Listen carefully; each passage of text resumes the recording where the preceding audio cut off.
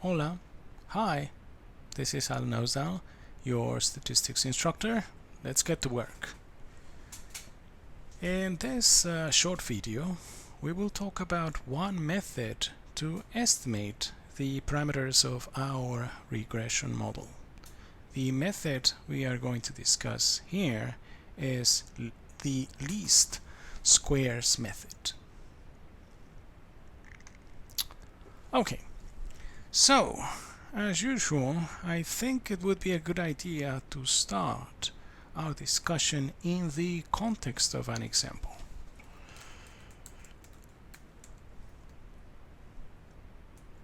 Okay, so consider the following data. 1, 1,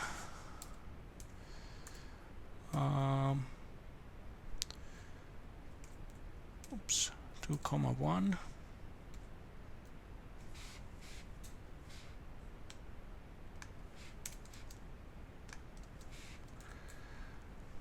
3, 2, 4, 2, 5, 4, where the first coordinate x represents the advertising expenditure and the second coordinate y represents sales revenue. Okay, so x equals advertising expenditure, y, the second coordinate, sales revenue. Okay. Now, a natural first step will be making a plot, making a scatter plot of our data set. Let's do that. Let's use R to do exactly that. So we launch R and we create a vector x with the that contains the first coordinate of each of these data points. So we're going to have 1, 2, 3, 4, and 5. Okay. Here we go.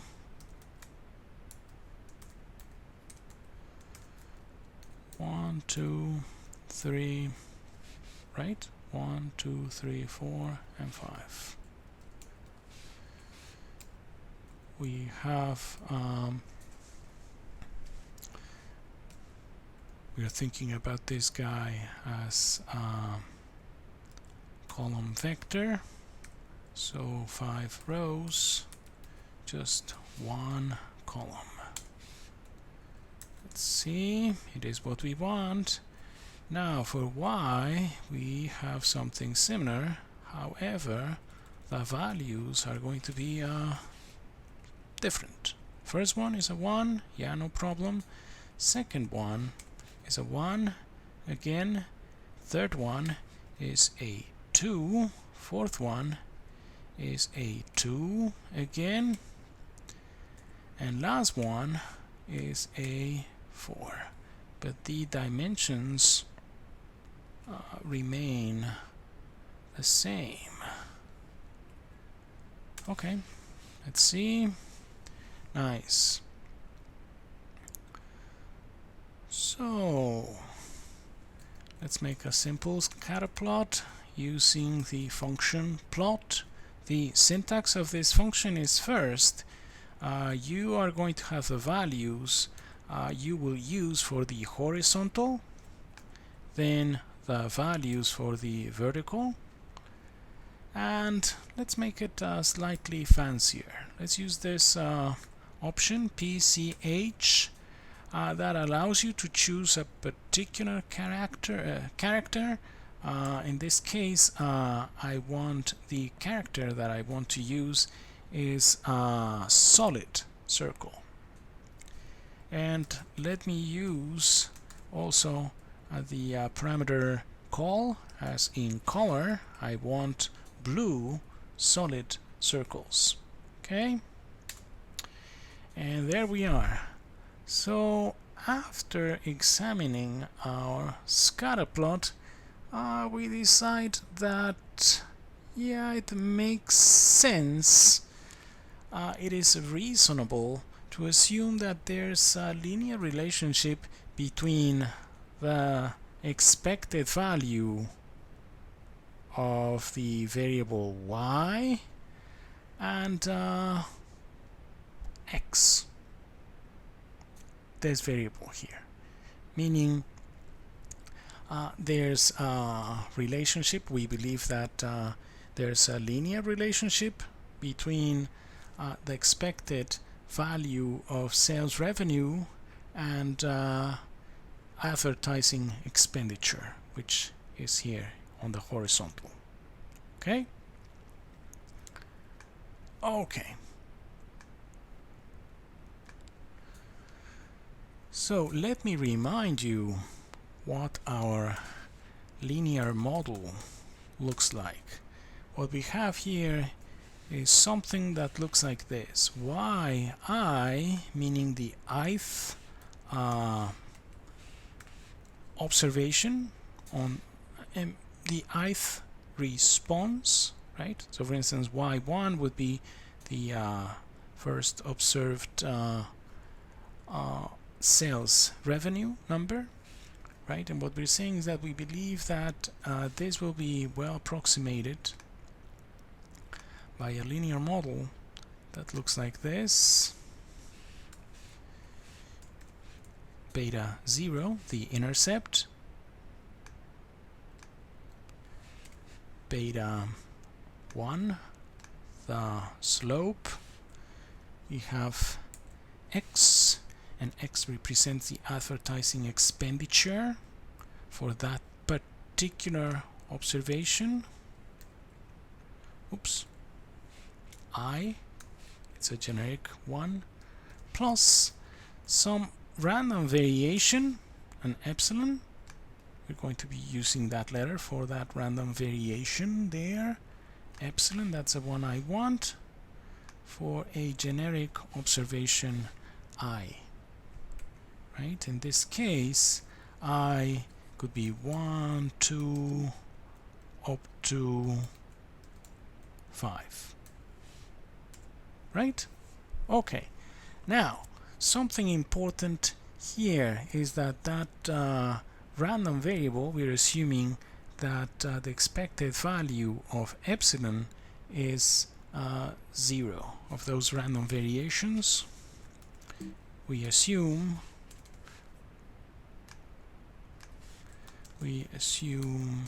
that expected value of epsilon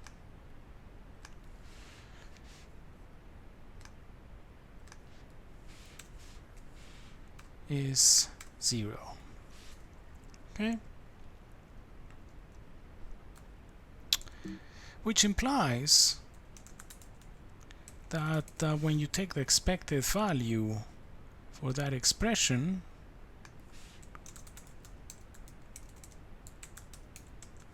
when you take the expected value of y, the expected value of a constant is a constant, and this is the expected value of a sum, so it's the sum of expected values. So expected value of a constant, the constant itself, these guys, the x's, are given, right? So they are not random. Once we observe x, we have it, it's a constant, so this is going to be a constant, so the expected value is going to be this, and given our assumption, the expected value of epsilon 0, so we only have something like this. The expected value of yi will be just beta 0 plus beta 1 xi. Okay? So our problem, right? Our problem is going to reduce to finding the line that best approximates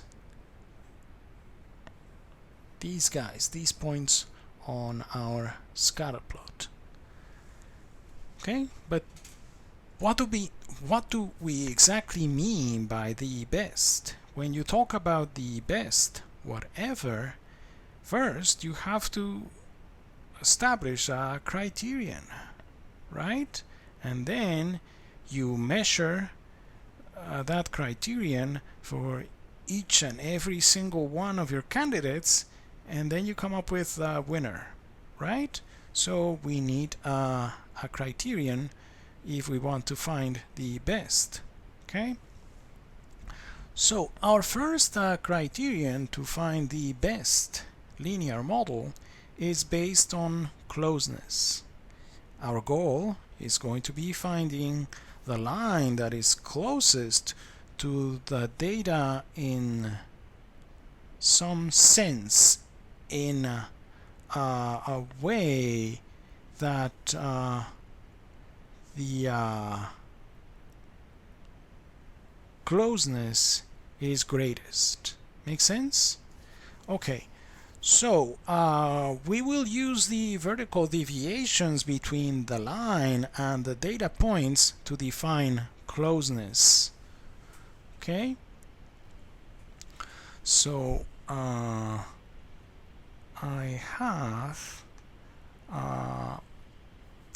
I prepared a graph for you to give you an idea of what I mean. Let me find it.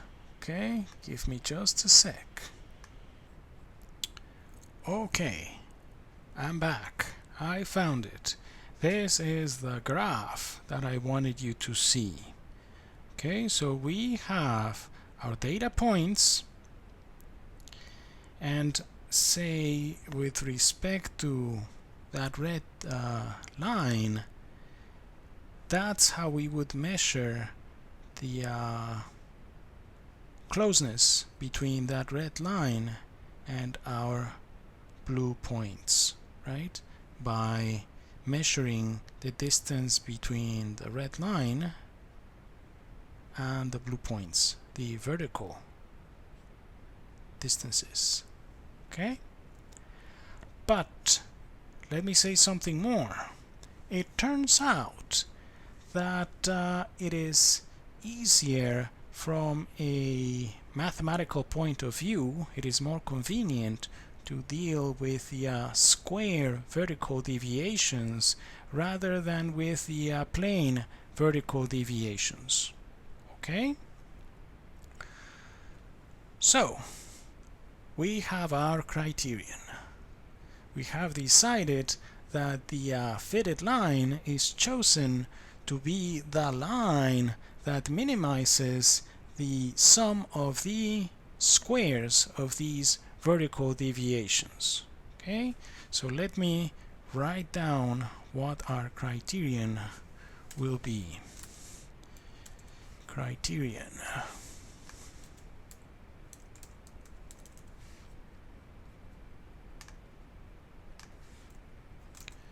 Criterion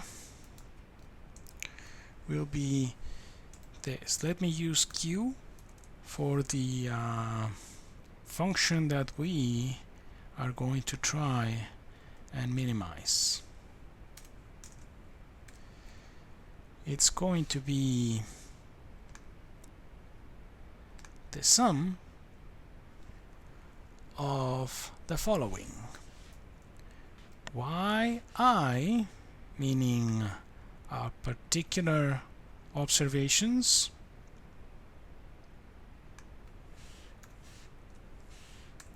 minus this. We're going to propose a beta 0 and a beta 1, right? So let me copy and paste this.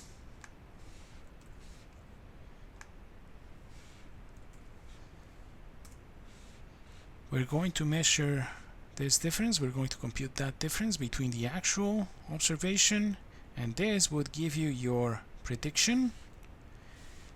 And we're going to square each and every single one of those, right, for all your observations, where n represents the number of observations. So, for instance, in our case, right, criterion in our particular case,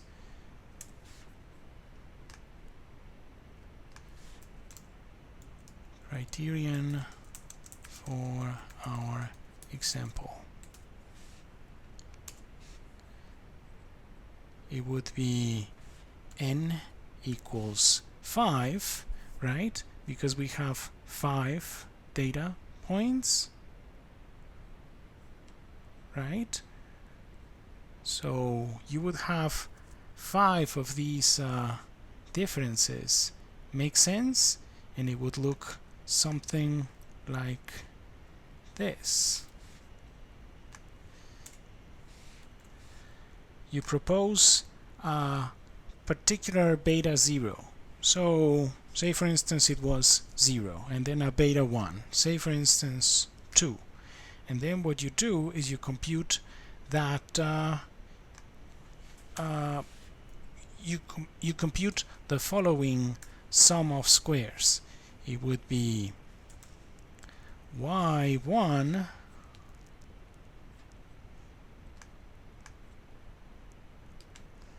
let me copy and paste this. It's going to be okay, let me just do it here quickly. Y1 minus this guy here, the corresponding x, right? x1. You do that for the first observation, and you square it.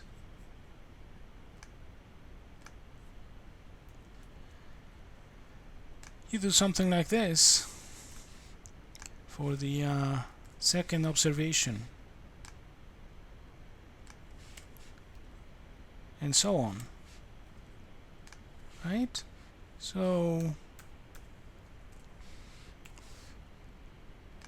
you have 5 terms here. Then you're going to get a particular Q for a particular combination of values, right? The thing is that you want to find the beta 0 and beta 1 that minimize that value Q, okay? And the winner, the one that minimizes this criterion Q, that function Q, is going to be the best, okay? So again, the line that minimizes Q is called the least squares regression line. And now the name comes from the fact that this line minimizes the sum of squares for error, right? That function Q is the sum of squares for error.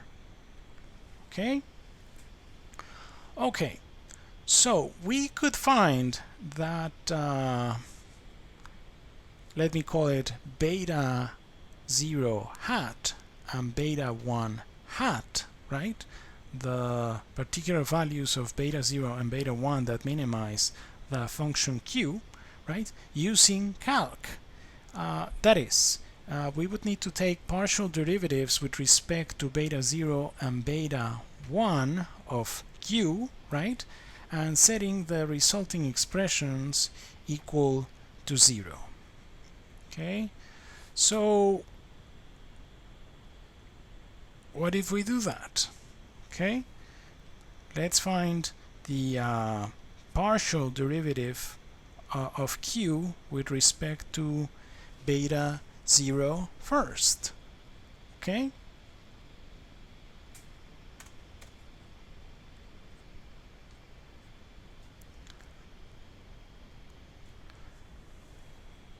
okay, so let me do that here.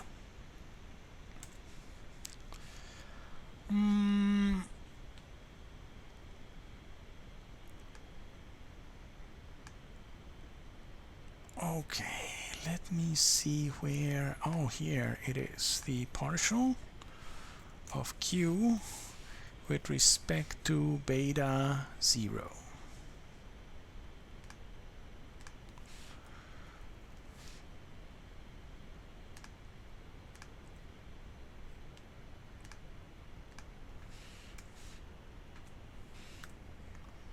Okay, so this is what q looks like, right?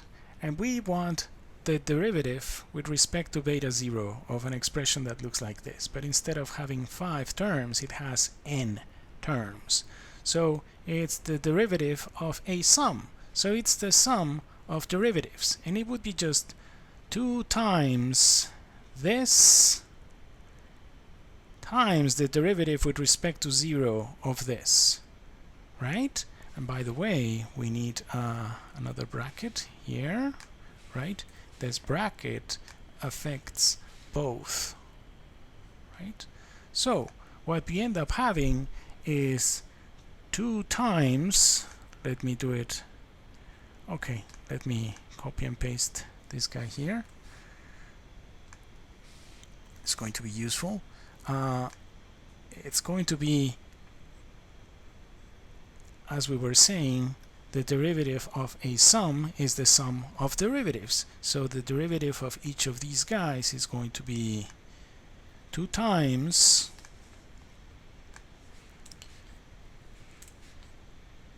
this inside the square brackets to the 2 minus 1 power, which is 1, times, using the chain rule, the derivative with respect to beta 0. And that happens to be just negative 1. Right? Okay. And then we will need to set that one equal to 0. Okay? Okay. This would be the same as, let me rewrite it here, minus 2 times this. You guys agree? It's the same. That's the first derivative that we're interested in. At some point we're going to set it equal to 0, and we're going to have an equation. Okay? We might as well do it now. Let's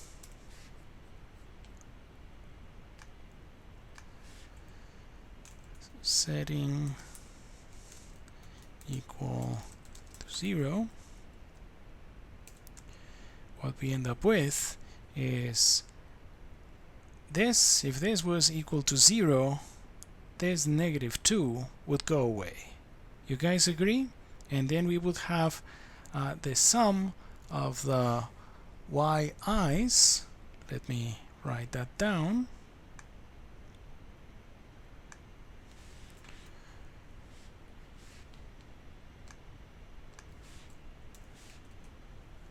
Okay.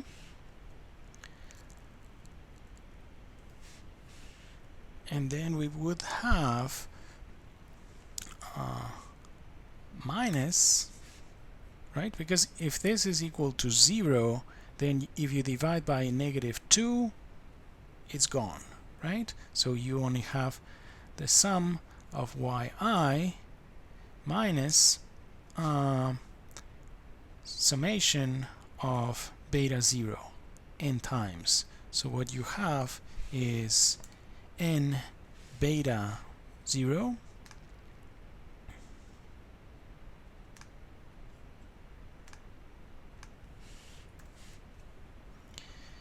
then this minus sign affects this guy here inside, right? So we also have a negative sign here.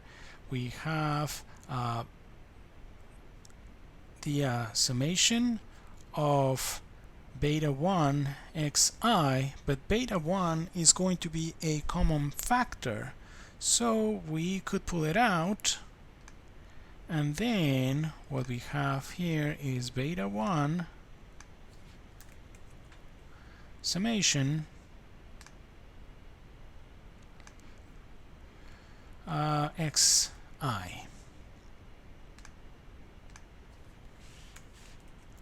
equals 0. That's our first equation. Okay?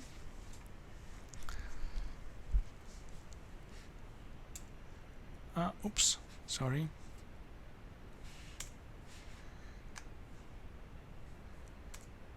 Okay, that's and tell you what, let's make it look a little bit nicer. Let's just this is equivalent to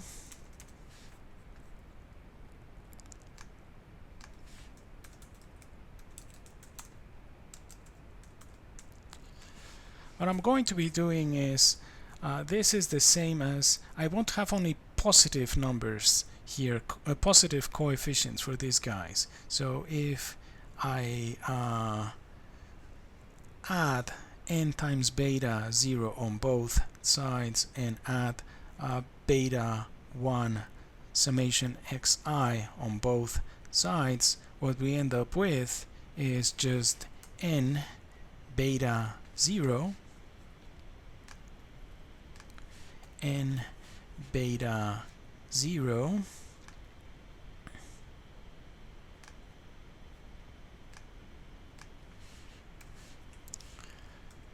plus beta 1 summation xi, okay, beta 1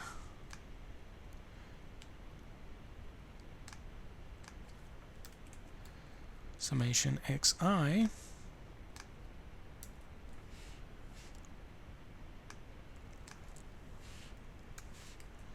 equals summation of yi. Make sense?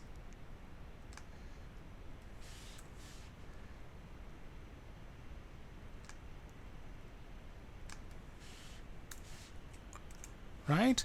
Can you see that what I did is I just solved for the sum of yi, so this is going to be plus n times beta 0 plus beta 1 times summation of xi, right? Okay, so this is going to be our first equation, equation 1.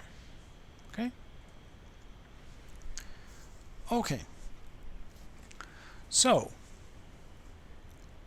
we could do the same, right, to find the partial derivative of q with respect to beta 1, right? Let's do it. So we have this guy and we want the partial derivative of q with respect to beta 1. So again, this is just a sum, so the derivative of a sum is the sum of derivatives, so it's going to be 2 times this inside the square brackets, 2 times yi minus beta 0 plus beta 1 xi by the chain rule times the derivative of this with respect to beta 1. Since this negative sign is affecting this term here, the derivative would be minus xi. Can you see it? Yeah? Okay, so let's write it down. Let me copy and paste this. It's going to help me save some time.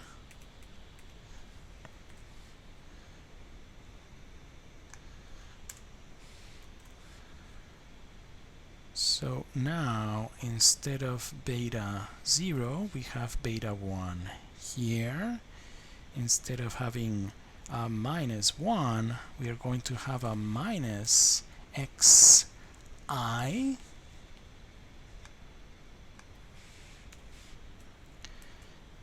And now things are going to be slightly trickier here. Let me leave that minus.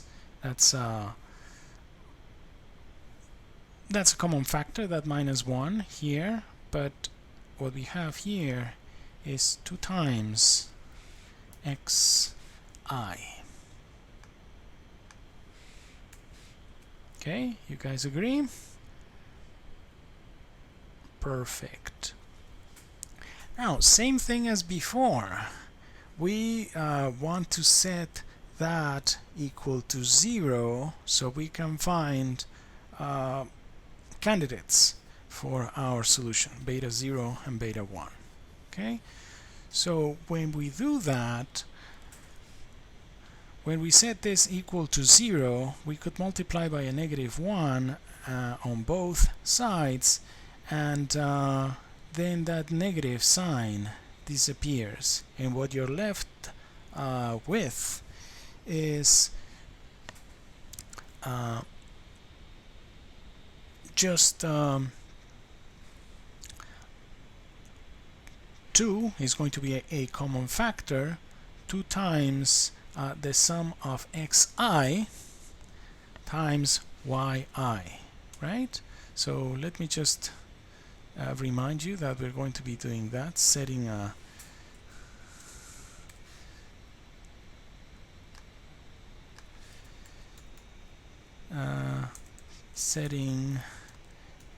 setting it equal to 0. What we end up with is 2 times summation of xi yi,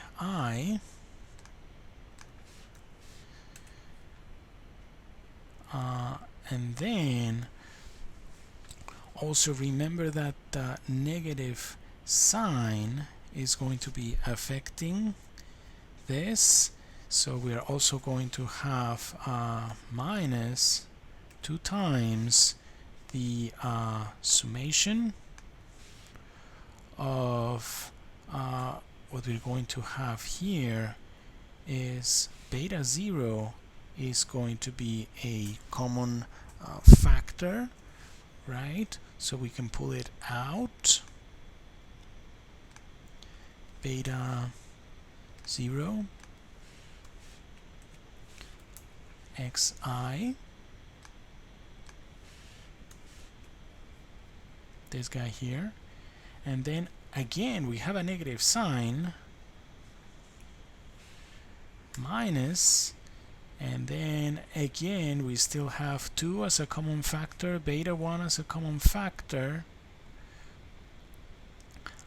but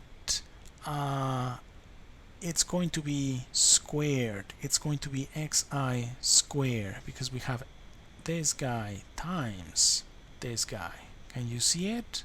Okay, so let me write it down. So 2 beta 1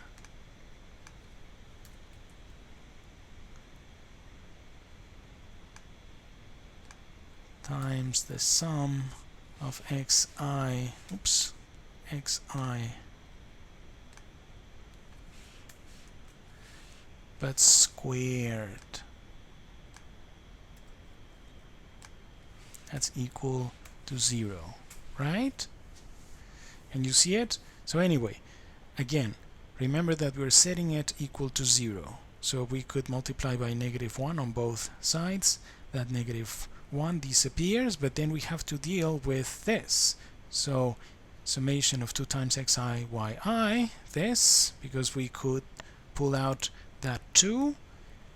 Again, 2 times xi minus beta 0, we can pull out the minus 2 times beta 0, that's a common factor, and we're left with the sum of the xi's, and then 2 times xi beta, well, times minus beta 1 xi, we could pull out the minus 2 times beta 1, that's a common factor, but we are left with the xi's square inside that summation, right? Again, we could divide by 2, right, on both sides, dividing by 2, dividing by 2. We are going to have something very similar but nicer.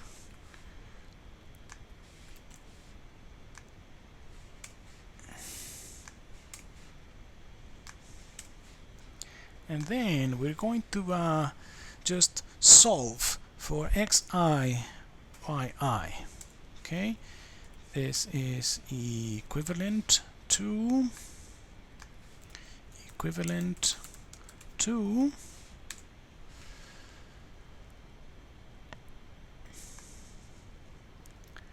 it would be the sum of xi's if we just move these guys to the other side of the equation.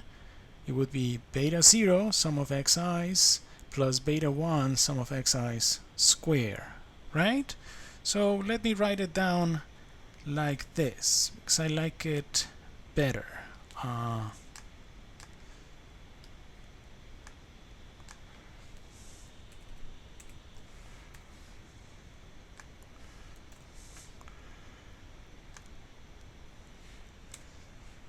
This, right? It's the same, but then just reflect them. I just don't want to have them in that order, so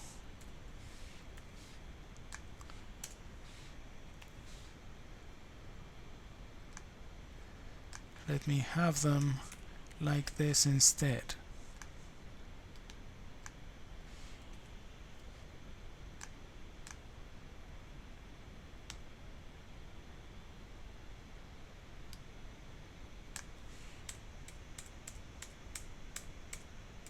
Oh, sorry. Here we go. What I want is this equals this. The sum of the xi's, yi's. Okay? xi, yi. There we are. Okay? So that is going to be our second equation. Okay? Just let me say that. Our system of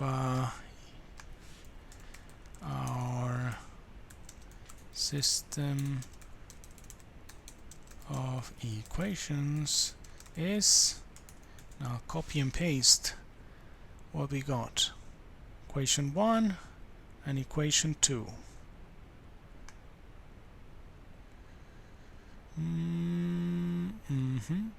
That's the one we want.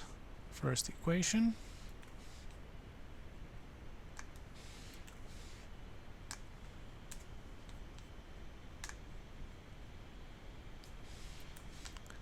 Second equation.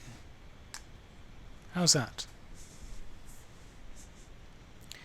Now, I want you to take a very close look at them. What you see, it's a system of two linear equations. So that is something that we can easily solve with what we already know. For instance, with the inverse approach or the other approach we know, Kramer's rule, right? So if we could rewrite this system of equations, right? We could find n, the sum of the xi's, the sum of the xi's, the sum of the xi square, there's the sum of yi, the sum of xi, yi, the sum of the cross products, and solve that system of linear equations, and we're done, right? So how about we do that? Let's solve that system of linear equations in our particular case, okay? But using R.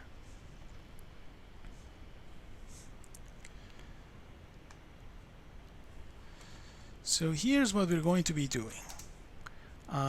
Just like before, we have to define our matrix, right?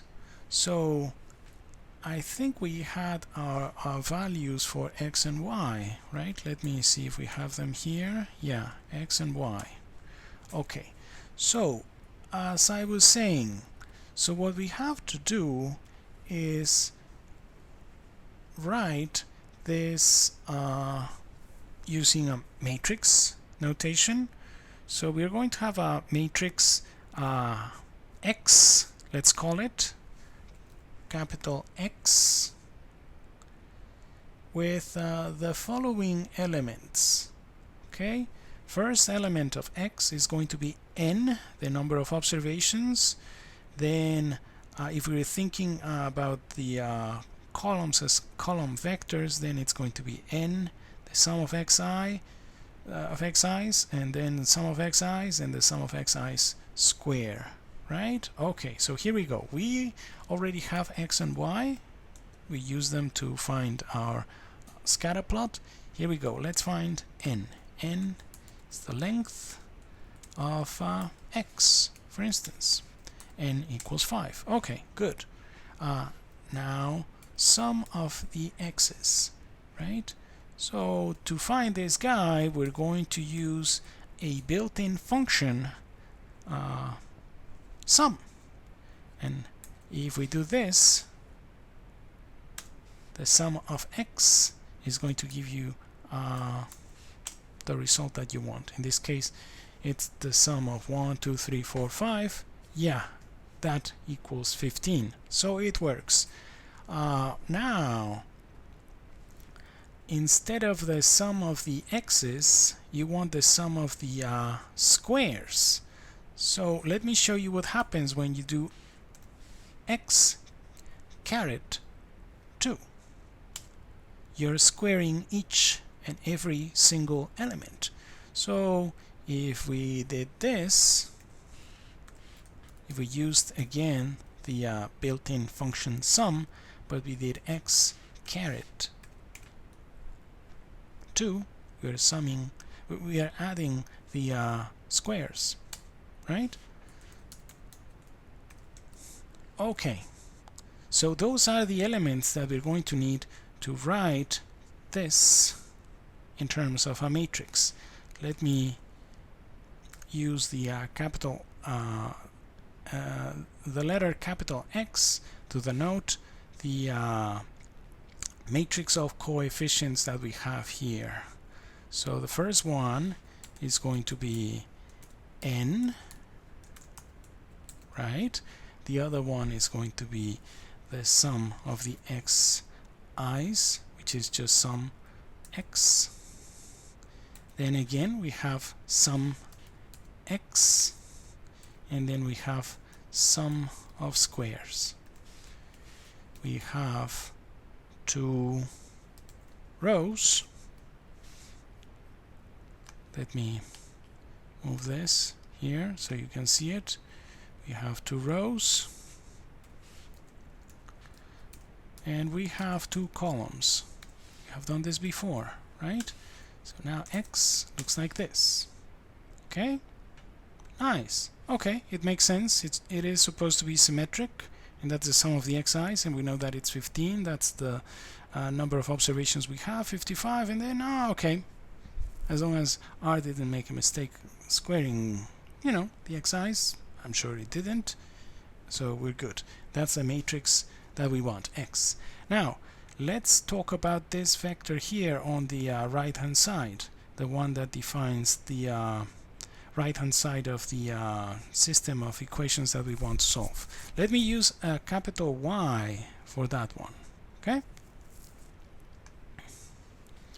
so capital Y, and that's going to be just the sum of the yi's, and the second element is the sum of the cross products.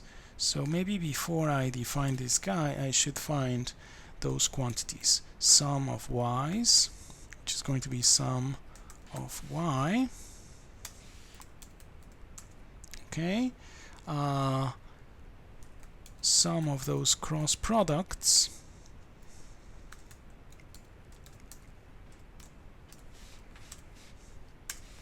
Nice. And then y will be defined as the matrix with sum of y's as the first element, sum of the cross products as the second element, number of rows 2, number of columns 1. So that's what y looks like. And finally, what we want to do is we want to solve for b, right? So we could do something like this: solve x, meaning the inverse of x, times, well, not times, but the matrix multiplication between the inverse of x and the vector y, right? Or we know that we could do it this way: just solve x is the matrix on the left hand side and y is the vector on the right hand side, and we are going to get the same solution. Okay, so that means that beta 0 and beta 0 hat, meaning our estimate of the beta 0 is going to be minus 0.1, and beta 1 hat is going to be 0.7. And since these guys were obtained by minimizing that criterion we established from the beginning, meaning these guys minus 0.1 and 0.7 are the numbers that minimize the criterion q, that function q, which is the sum of squares. These guys minus 0.1 and 0.7 are the least squares estimates for beta 0 and beta 1. Okay, makes sense? Okay, so let me just say that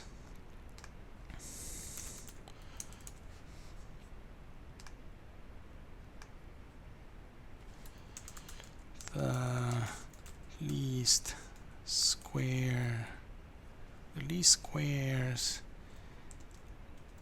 estimates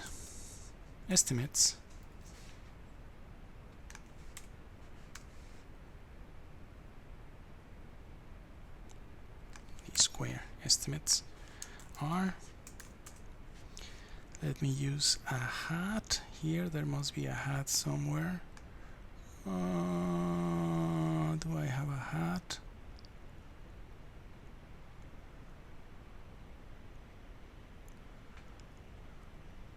Yeah. Oh. Beta 0, right? And we want a hat for those guys. Yeah. Oh, why not?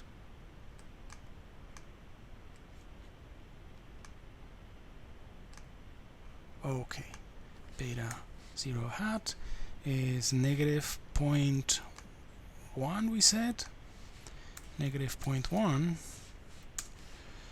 and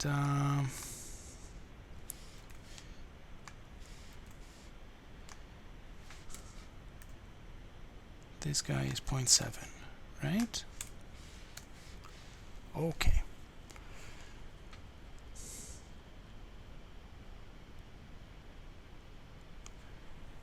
So, how about we just try and plot the line, the least squares regression line.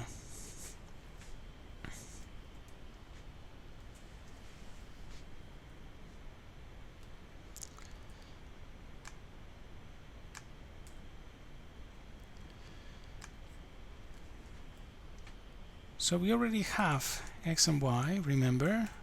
So we could plot x and y, we could make a scatter plot again.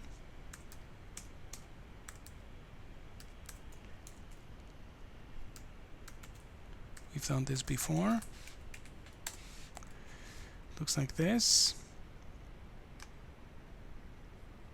But now what I want is to add the least squares regression line.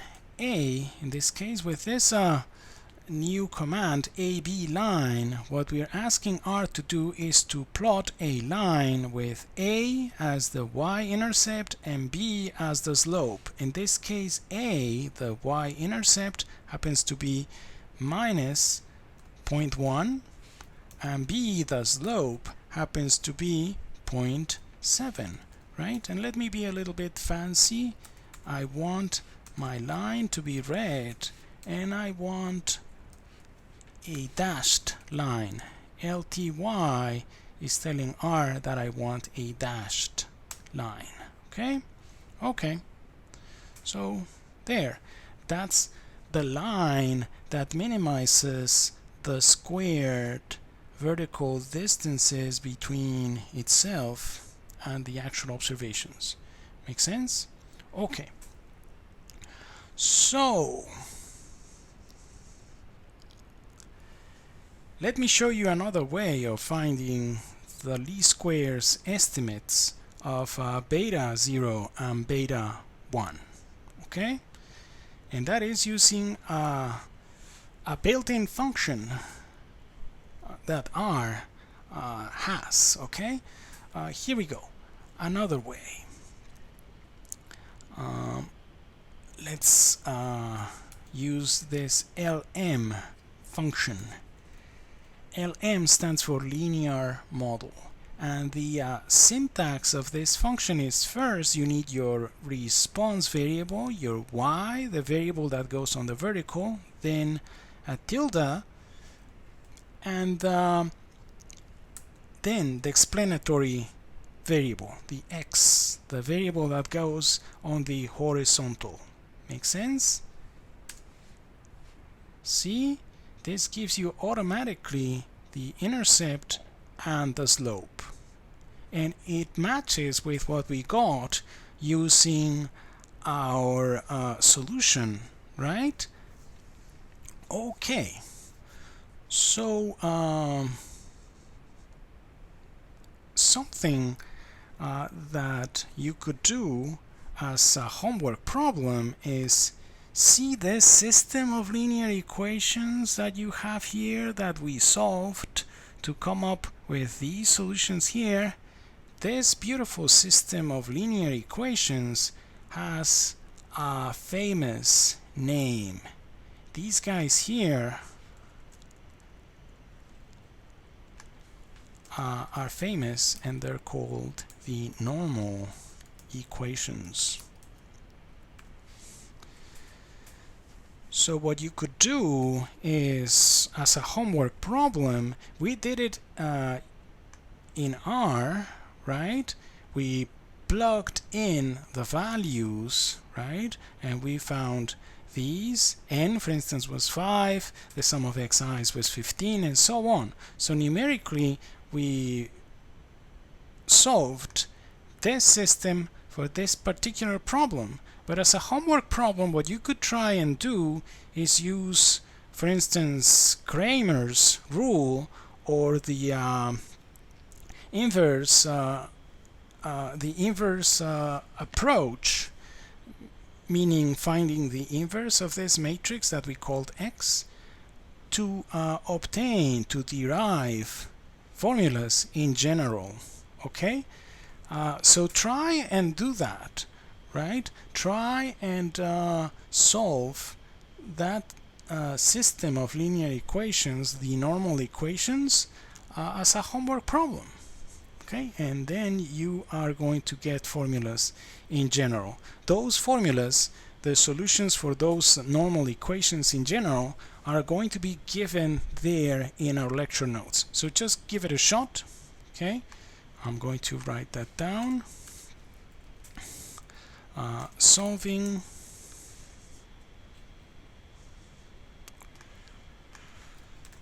solving normal equations